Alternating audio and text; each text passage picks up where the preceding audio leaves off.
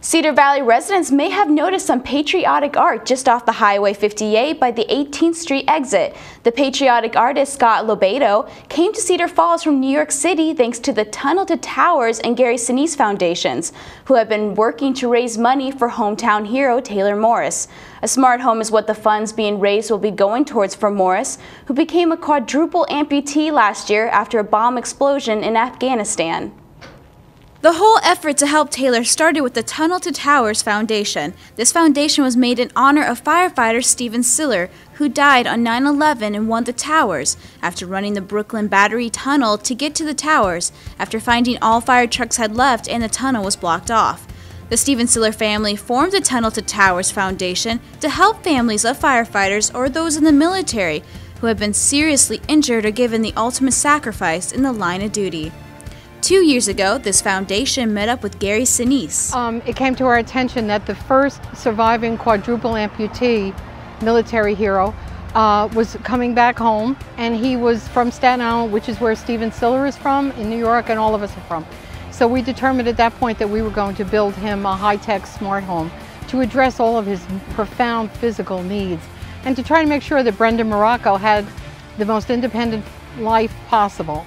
And so as time went on, then we also met up with Gary Sinise and his foundation at the Walter Reed Hospital, where a lot of these guys are undergoing rehabilitation, like Taylor Morris is, as I'm talking to you.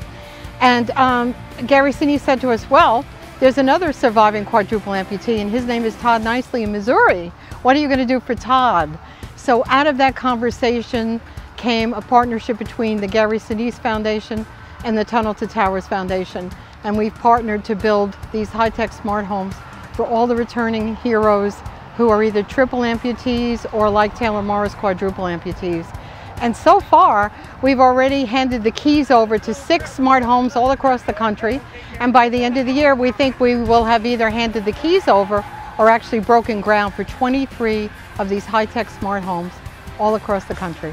Since the two foundations formed this partnership, they have been helping triple and quadruple veteran amputees build smart homes so that they can have as independent of life as possible. A couple years ago, they came across Scott LoBaido, a patriotic artist who had been painting Old Glory for around 20 years. And then I hooked up with the Tunnel to Towers Foundation about 2 years ago, and the Gary Sinise Foundation. Frank Siller had seen me do one of my performances, and he's like, got me on board. He says, you want to open up for Gary Sinise? And I was like, great. Scott started painting flags back in the 90s and has been painting the patriotic symbol ever since on various surfaces. You know, it was 20 some odd years ago, and it just punched me. It just hit me. This patriotic fever just, I saw a great lack of love back in the 90s. For some reason in the big cities, there was, you know, and in the art world, and I'm an artist, and I didn't understand what this, you know, this desecration of the flag and blaming America, and I didn't get it.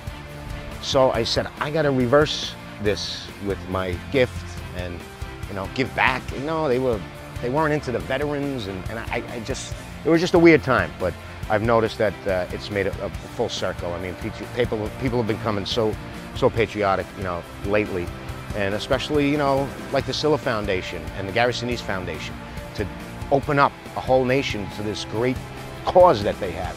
Thousands and thousands on canvases, on cars, on rooftops, on sides of schools, firehouses, you know, VFW posts. And some of Scott's greatest creative projects include his 50 Flags Across America, where he drove across the United States in 10 months and painted a large flag on one rooftop in each of the 50 states. He is also known for painting the world's largest version of the Stars and Stripes in Houston on the roof of a factory next to Hobby Airport. That roof was 150 square feet, and Scott had to use 900 gallons of paint to complete it. So when deciding where in Cedar Falls to paint the flag, they looked for 2 things.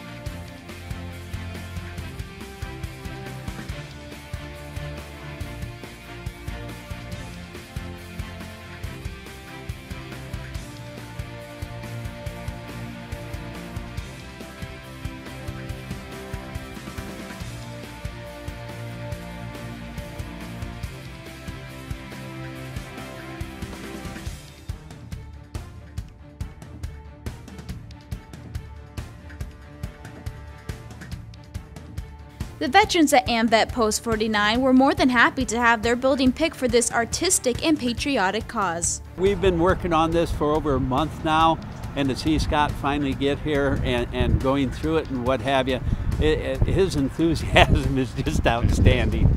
So we hope to carry this over and get a whole bunch of people out here to support Taylor and the rest of the veterans. So I think it's a blessing for the Post and for our community and for Taylor Morris, because that's what he wants to do it for us, Taylor Morris. But we're looking at it for all veterans here in our community. My time, or duty time, we didn't quite get the recognition coming home as what they are now, so I'm just tickled pink that now we're recognizing all the problems and everything that the troops have. And our Career Center here at Post 49, there's 17 in the U.S. to help the people transfer back into civilian life and what have you. So we're trying to give them all the help that we can. Scott arrived on Monday, July 29th and finished the artwork on Wednesday, July 31st. He always shows up around 8 to 10 days before the Gary Sinise concert to paint the flag. He paints Old Glory in these towns to say thanks to not only the specific amputee veteran, but also the community for their support and other veterans in the area. So, what is the closing message Scott has for Taylor? Thank you, dude. Thank you. You know, thank you for my gift, and this is for you in exchange. Scott ended up using around 20 gallons of paint to create the roof flag. Those who bought tickets to the concert to see the great band and support Taylor Morris got to see Scott LoBaido